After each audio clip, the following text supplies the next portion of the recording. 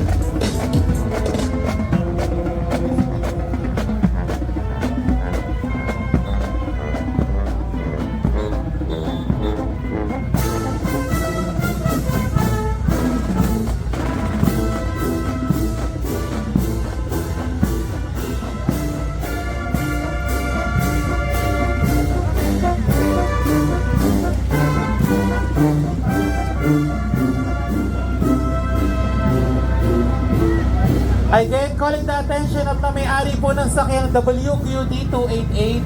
Pasuyo na lang po, paalis na lang